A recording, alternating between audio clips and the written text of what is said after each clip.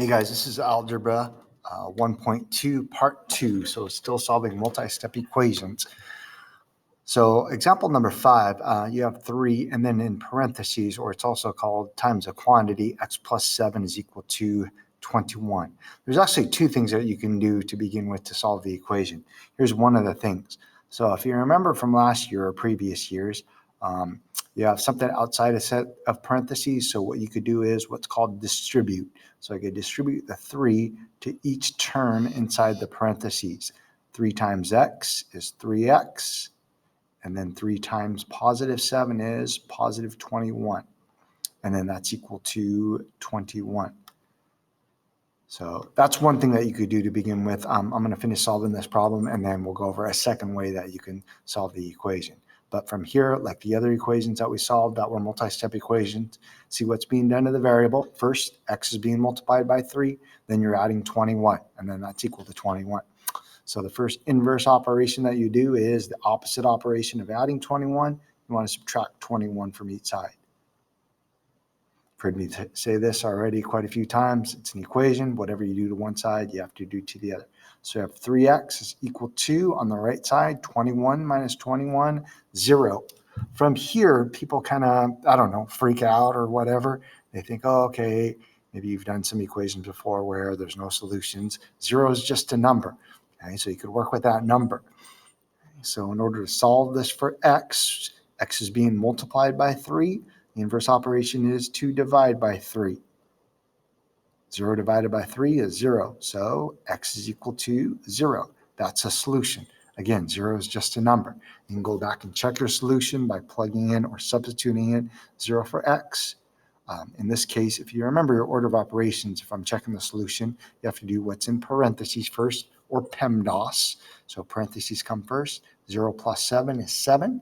And then parentheses mean multiply. 7 times 3 is 21. If you solve it like that, that's perfectly fine. Another way that you could solve it, let me just write the equation over here. 3 times a quantity. Again, quantity is just parentheses. X plus 7 is equal to 21. So since it's 3 times a quantity x plus 7 is being multiplied by 3. The alternate way, or another way that you can solve this equation, I would say no way is more correct than the other, but another way you can solve it is start by dividing both sides by 3. So you divide the left side by 3, you divide the right side by 3. These 3's will cross each other out. You're left with x plus 7. I could have put the parentheses there, but I don't need them. And then on the right side, 21 divided by 3 is 7. Now it's a one-step equation or a simple equation. So the inverse operation of adding 7, subtracting 7. The right side, 7 minus 7, 0. So either way that you solve it, you get the same solution. X is equal to 0. And then we already checked 0 in this equation, the first method that we solved it, so we know that it checks. All right, example 6. Similar to example 7, one thing that's different about this than I think any other equation that we've solved so far is you have the variable on the right side. And we'll talk about that once we solve it. I mean, if you're more comfortable, you could rewrite the entire right side on the left side and then the 33 on the right if you want to start off by getting the variable to the left side of the equation. But I'm just going to work with the equation the way that it was given to me.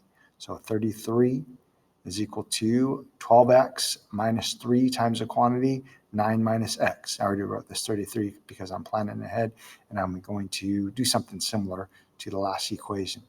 Okay, on the right side, we have parentheses, and what's directly in front of the parentheses is negative 3. So we could distribute the negative 3 to the 9 and the negative x. You don't want to distribute the 12x. You don't want to try to subtract 3 from 12x either. 1, they're unlike terms, and then 2, only the negative 3 is in front of the parentheses. So we're going to distribute that. So I always like to make little arrows to show that we're going to distribute. So we have the 12x, and then negative 3 times 9 is negative 27. And then negative 3 times negative x is positive 3x. Remember, a negative times a negative is a positive. Sorry, I forgot the x here. I think I said x. But on the right side, besides being able to distribute or multiply, we could also look for like terms. 12x and 3x are like terms. We saw that on a previous example where we had like terms. So we could add those together. 12x and 3x is 15x. 12 plus 3 is 15. And then minus 27. So on the right side where the variable is, x is being multiplied by 15. Then you're subtracting 27. So the next inverse operation you would want to do is add 27 to each side of the equation. On the left side of the equation, 33 plus 27, 60. On the right side, 15x. Since the last thing that's being done is x is being multiplied by 15, then the inverse operation is dividing each side by 15. 60 divided by 15, 4. 4 is equal to x. This is a correct way to write a solution. Sometimes, or actually prefer to write the variable on the left side. So even though x is equal to 4 is equal to x, that's the same as x is equal to 4. And then again, kind of like we always do, I can check that solution by plugging in 4 for x with the 12 and in the parentheses. So I'm going to rewrite some things just to check my answer or check the solution. 33 is equal to 12 times x, so 12 times 4 is 48. And then minus 3 times 9 minus 4 is 5. And then we could simplify the right side of the equation. 33 is equal to, multiplication comes before subtraction in your order of operations or PEMDAS. So it's 48. And then negative 3 times 5 is 15. So 48 minus 15. I said negative 3 times 5 is 15. It should be negative 3 times 5 is negative 15. But then on the right side, 48 minus 15 is 33. So 33 definitely equals 33, or both sides of the equation are equal. Okay, so x is equal to 4, checks, or it is the solution. All right, and then just like with simple equations, we have a word or a story problem. We have to remember certain terms from previous years as well. But you want an average, that's also known as the mean, 5 miles a week running during the week, so Monday through Friday as opposed to the weekend. This table shows the number of miles you have run each day during the week.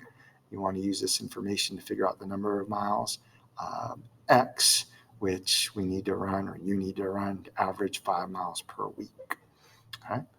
So if you remember how to find the average or the mean, in this case, we're talking about the 5 weekdays. So we add up those numbers and then divide by 5.